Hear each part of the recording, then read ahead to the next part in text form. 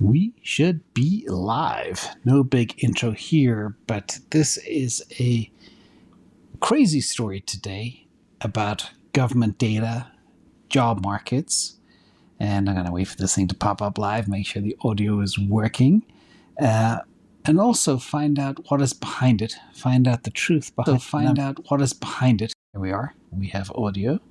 And whether you are an employee or an employer, or you want to be an employee, etc., going forward, there's a lot to unpack here. And a couple of things that will surprise you.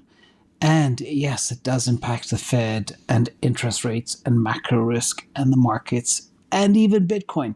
So let's jump in. This doesn't matter for this particular video, but the story, as always, is basically my thesis of how everybody talks about the US labor market being so strong. That's why the Fed needs to smash the economy with interest rates because it's triggering inflation. And I will put a pin in that theory. The number of Americans employed actually fell if you do the math. And all the net gains are where part-time jobs are, people that have 2 or 3 different jobs. And the truth is, the labor market is very weak and that workers are forced to make multiple low-paying jobs just to survive, and there's a lot more to say. So first of all, anywhere in the world, and this is a bit of an American slant to it, but because a lot of the data comes from there, but anywhere in the world, job and job creation has become a highly political topic. It is something that presidents and prime ministers, etc., they boast about. President of the United States boasts about job creation all the time. His predecessor did the same thing, so I'm not being political here. And it's important to understand, are they cooking the books or are these numbers for real? So enter my former finance professor, Jeremy Siegel. He spoke about the fact that job growth was not that strong. And he made a very interesting point about inflation and wage growth. And let's unpack some of those numbers. And it's real simple. When you look beyond the headlines that are in New York Times or Wall Street Journal or Barron's or Bloomberg, and you look at the real data, this is what you get. So this is the math behind where the job data is. First of all, household data, not the official government data, was minus 150,000 jobs last month. Hours worked fell 1/10 of an hour, 6 minutes, and that equates to losing 200,000 jobs. The Fed policy is to crush wages to get inflation back down to 2%. And this prevents the workers from catching up to inflation. And this is probably the most important thing here. And this is why Jeremy believes it's egregious what the Fed is doing. It is inflationary when wages jump ahead of prices, but it's not inflationary when they lag behind increase in prices or increases or decrease in purchasing power. And the ISM prices first declined in 15 years. So again, what the Fed is talking about, what the government talks about, it just doesn't make sense. So let's drill a little bit deeper and get into it. First of all, ISM, spoke about that. It's tanking. Worst level in 15 years. And why do we care? Well, this drives everything. So business activity, which is what the ISM is, leads employment. Everywhere around the world, I don't care if you're in the UK, if you are in Africa, China, etc., Brazil, everybody is hurting right now, and business activity is slowing down. Now, a weakening of the labor market is a catalyst which could force people out of their homes and thereby offset a spiral in the real estate market. We'll talk about that as well in a couple of days. But this could violate one of the Fed's mandates, and that is basically full employment and price stability. Now, if the end justifies the means, what they could do is crush labor supply, which will crush the employment numbers, and drive a housing crash. The housing crash is already happening before they're even crushing the labor market, which is the crazy thing right now. If you look here, the blue line on this chart is the general business activity, and yellow is the number of employees. You can see general business activity is down, and it's going to go down further. And what follows that is employees, because companies can't afford to keep staff on or hire new staff if they're not doing any business. But right now, the Fed has completely smashed over 20-25% of GDP by taking out the housing market. And now they're taking out the employment market. And that's why top CEOs are 95% certain we're going into a recession next year. And that's simply where we are. Now, this is the pickle that they are in. So how do we achieve a soft landing? A lot of people still believe a soft landing is possible. And the US today technically is not in a recession. It had 2 quarters that were negative. That means a recession, but it bounced out. But the specter of a recession definitely looms. And the labor market is scorching hot per their data. Jobs are up, wages are up per their data. Earnings have been virtually unaffected. Not true. But this is what you read in the newspapers. And all we've really seen is a housing slowdown so far, and tech layoffs, and PMIs are contracting. It is all early stage stuff, but we have a long way to go. There's a great chart from Sanjay who shared it with me. And to achieve a soft landing, this is from Goldman Sachs. This is basically the circle that impacts us all. So first of all, you need GDP growth on the left chart. Okay, real simple. That needs to be at least 1%. Then you need to reduce the gap between workers and jobs. So make sure that the amount of jobs available is tight to make workers willing to work for less wages. This slows wage growth, which drives down core inflation. Now, per Jeremy Siegel, it doesn't, because the people that want more wages are trying to catch up so they can pay for energy bills and housing and their vehicles and food and all that type of stuff. They are not driving inflation, and that's where the disconnect is, which is kind of crazy. Now let's look very quickly at where people work, and I just thought this was an interesting stat as well. The majority of workers are on the coasts. 4x the number of people work on the Pacific left than the mountain and west, north, central.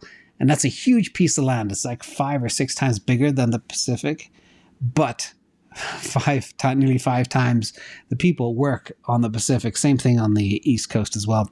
And that's typically, in many countries like Canada, I think over 95% of the population live within 100 miles of the US border.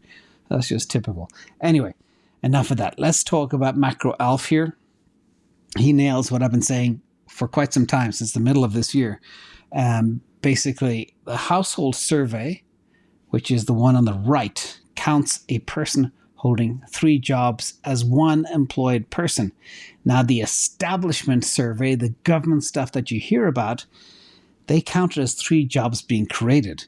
And over 700,000 Americans have had to get a second or third job in the last 12 months just to pay bills. And the NFP double counts them. And multiple job holders accounted for each non-farm payroll job, etc. And this is the problem. This is the problem going forward. Therefore, as you can see, the little blue box I wrote in there, nearly net 0 jobs have been created since March against the 2.7 million jobs the government tells you have been created. Bizarre, huh? Anyway, let's go further. Let's find out why. Well, per this chart for Fred, you can all pull it down yourselves. Look at the non-farm payrolls. The golden line has exploded since COVID hit. The gray bar, which was also a recession. These are all gig workers. These are people that drive Uber for 6 or 15 hours a week, or work as a personal trainer, or work as a salon, or do some other odd job on the side. Gig workers, not full-time jobs. And this is why the numbers are very, very misleading. So let's look at labor force participation. This is kind of crazy too. We are still far below where we were pre-C19, where it was north of 63, nearly 63.5%. And one of the main reasons is the supply of labor isn't coming back online. The participation rate remains way below pre-pandemic levels, even when accounting for the aging population. Now, if more labor supply does not come back, then job creation needs to dramatically slow. And millions of people left the labor force in the early days of pandemic due to factors like illness, caregiving, and fear of infection. Believe it or not, that's a real thing. But workers haven't returned as quickly as imagined, and particularly those outside their prime working years. And this means 3.5 million people have disappeared from the workforce. This is the problem. And these are the key numbers you need to look at as we go forward. In addition, let's look at layoffs. You can see the job cuts by industry over the last month. Huge spike on the technology side. And you have, I think that's, telecommunication is hiring a little bit. But just over in the space of a week, Amazon laid off 10,000 people, about 3% of the workforce. Hewlett-Packard, about 6,000. Cisco, about 4,100. Carvana, 1,500 people. Roku, 7% of the workforce. That's nearly 20,000 technology workers just from those companies in the space of a week. And I'm not even including other names that are going to hit too, like Salesforce and Twitter, etc. And the question is the tech industry the early indicator, the first to identify there's a problem? You know, you had Elon Musk talking about a recession and barking orders at the Fed back in August of this year, saying, hey, everybody, this is a severe problem. Maybe they have a finger on the pulse of exactly what's going on. Maybe it's mean reverting. I'm not sure, but this is staggering, and expect other industries to follow. Here is some seasonal job information data. You have leisure and hospitality growing by 220,000. Again, a lot of part-time workers, people hiring restaurant staff, bar staff, hotel staff, etc., parks, because it's the Christmas season, the Christmas shopping season, hotels, etc., shipping, lots of trucks on the road, hence transportation is up as well. But manufacturing down 100,000 this month as well. So even now, technology falls first, manufacturing second. Who knows what's going to happen third? And I'm sure the transportation industry will be very slow in January. So this gets back to what Jeremy Siegel said as well. Real wages are tanking. Now, this is the real hourly compensation adjusted for inflation. You see they're technically down over 3%, 3.2% in real earnings. Now, the question is this enough to incite moves, to incite people to work? A lot of people have been very frustrated since C19, and they believe they're worth more than what they're getting paid. Therefore, you have the great resignation, the quiet quitting, that type of stuff is happening. So let's talk about the expectation of the different generations out there. And perhaps, just guessing here, could be completely wrong, but perhaps this could also be a contributing factor to very low labor force participation. So here's the average salary each generation says they need to feel financially healthy. I'm going to start at the bottom first. Baby boomers think they can be financially healthy on 78,000. And they have a lot more expenses like medical bills, etc. Gen X believe they can survive on 112,000 a year. Millennials, 133,000, call it 134,000 if you round up. And Gen Z, 172,000. There are people in their 20s believe they should be earning over $100,000 more than baby boomers. That is stunning. And therefore, if people don't get that, and I know people that want to earn 150, 200,000, but the market's only willing to pay them maybe 85, and therefore they stay out of the labor market because the expectations are very high. So again, this is from Unusual Whales, from a CNBC study, and I thought that was super interesting to share. In addition, there's another elephant in the room, and that is C19. And many believe that C19 has not gone away. Some people are not yet prepared to let their guard down, according to a working paper distributed by the National Bureau of Economic Research. And some 13% of US workers said they will continue social distancing or staying away from work environment because they are afraid of C19 or getting it. And only 42% believe they plan a complete return to the activities they participated in before the pandemic. And this is crazy. This is the most important part, this reduces the labor force participation by 2.5 percentage points in the first half of 2022, compared with what economists would normally expect to see back at that 63.5% level. That is another big contributing factor. Not only do people feel they're not getting paid enough, but they're also afraid of contracting disease or something. Now, let's talk about C19, because this is a big problem that not many are talking about, but they will be in the near future, because 2.5% of labor is out sick because of the lingering, what they call the long C, as they go forward. And that is a staggering number, and that is rising. And here's some more statistics that will blow your mind. And it shows it's real. And it's not just happening in the US, it's also happening in the UK, it's happening in Germany, it's happening in Italy. 1 in 4 COVID patients have long COVID symptoms. 4 million working adults. CDC estimates 300,000 new cases a week. And US sick policy lacks any accommodation. Now, what I mean by that is people can't afford to quit their jobs because they have no benefits. And if they don't turn up to work, even though they're sick, they will lose their jobs in some cases. So they turn up, but they're not productive because they're sick and they can't focus, they can't concentrate, they've got throbbing pain in the ear or whatever else, difficulty breathing. And that's a huge issue. The government is not ready for this, and they're not even talking about it right now.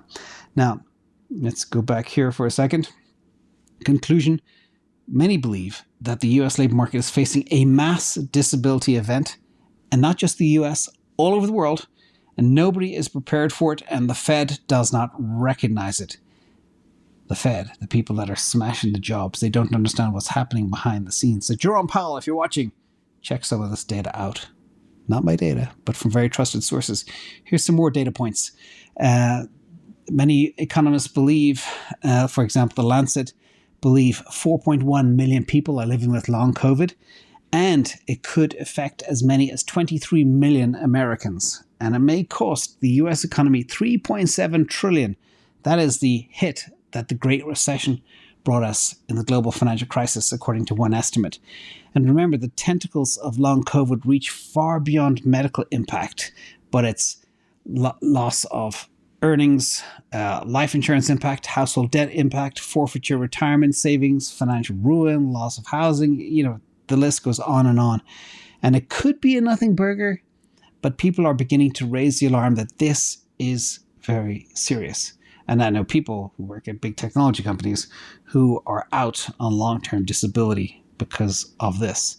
So let's jump to the conclusion real fast.